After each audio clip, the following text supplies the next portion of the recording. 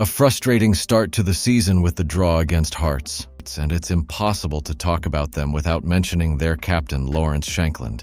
He played really well, but he could have been wearing the blue jersey in this game. And I'll tell you now why Rangers haven't signed him yet. Seriously, it seems like a joke. In this video, we'll also talk about another striker who, in my opinion, could be one of Rangers' biggest signings so far. We'll also discuss the Dynamo Kyiv warning to Rangers in the Champions League, and Chris Sutton spouting his usual nonsense about Rangers, just as usual, and much more for you. Before I spill the beans, hit that like button, subscribe to the channel, and stick around until the end, so you don't miss any of the nitty-gritty details. Alright mate, here's the latest on Rangers transfers, and it's about Lawrence Shankland. Apparently, our rivals at Hearts think he's extremely valuable and are making sure we can't get our hands on him without coughing up a small fortune.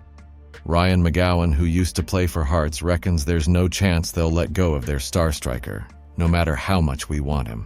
Now, Keith Jackson from the Daily Record had a bit of gossip on July 29th, saying that Philippe Clement is interested in bringing Shankland to Ibrox and has the money to do it. Another former Jambo, Ryan Stevenson, thinks the deal might be closed today after the game, but hold on, because McGowan isn't buying it. He said, "Honestly, I don't think there's anything in it." Peter Martin chipped in, saying that Hearts showed how much they value Shankland by offering him a big contract to stay, though Shankland has turned down all the extensions. Alan Ruff also mentioned that the £4 million Hearts want is just too much for Rangers to shell out. Ruff suggests that with Shankland having less than a year left on his current deal, there's no rush. We might even get him for free next summer if we're patient. Shankland has been banging in the goals for Hearts, 59 in 2 years, not too shabby, but he's not exactly knocking down the door to leave. He's the captain there and seems quite content.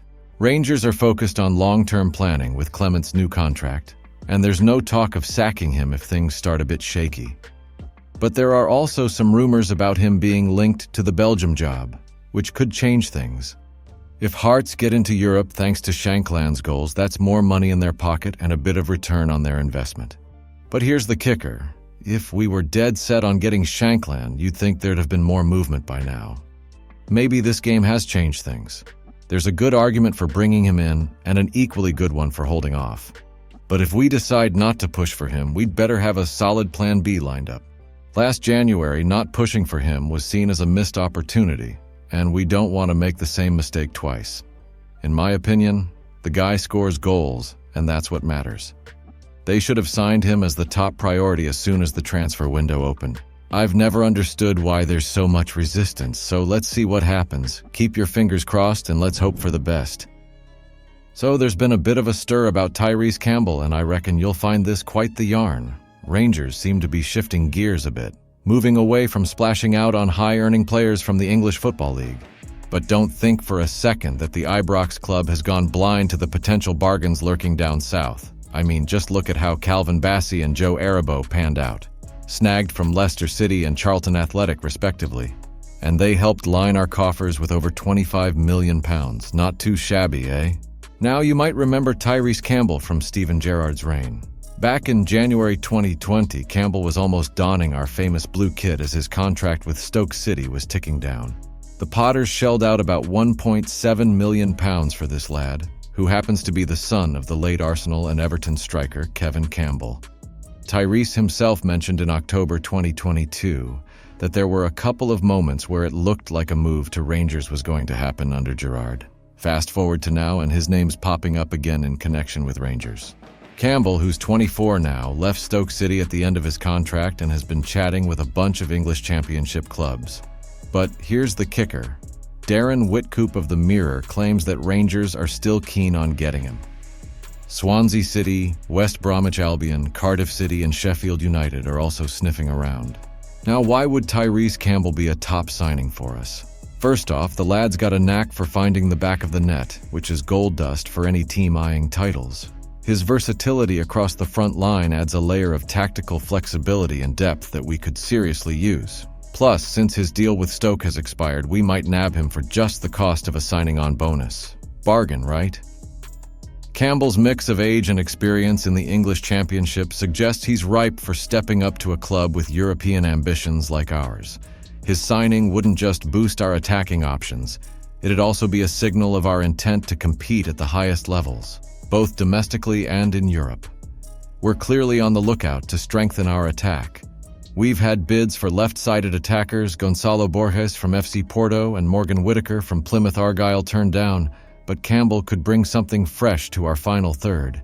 He's usually playing off the right, but can slot in through the middle too. But let's not get too carried away without mentioning his injury history. He was out for large chunks of last season, scoring only 3 championship goals in 23 appearances. So, a bit of caution might be wise, a bit of a roller coaster, but the prospect of Tyrese Campbell joining Rangers has got a certain buzz about it.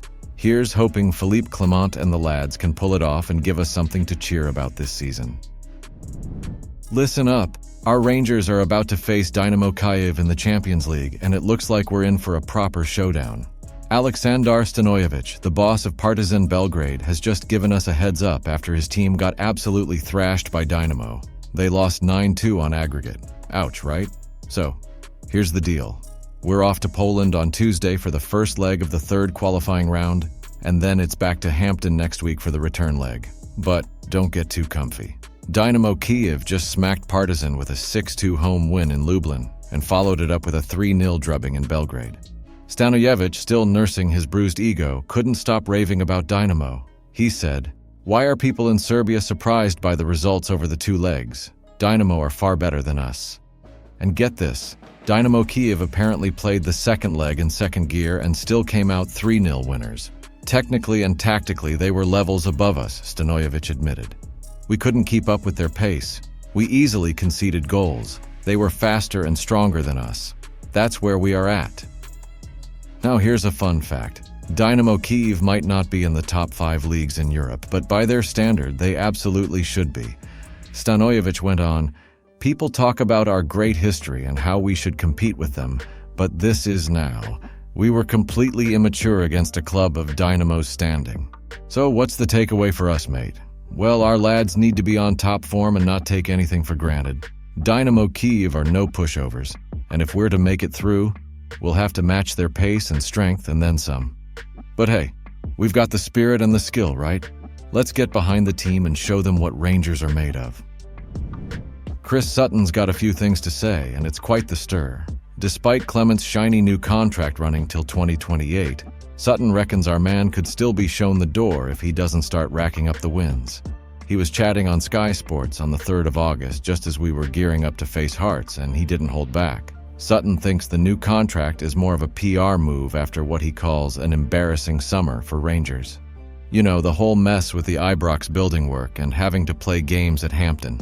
He's basically saying, yeah, sure, they're showing a united front now, but let's see what happens if things go south. He said, "They've put all their eggs in the Philippe Clement basket, but I think with the shambles of having to play the games at Hampton, that's been an embarrassing summer for Rangers.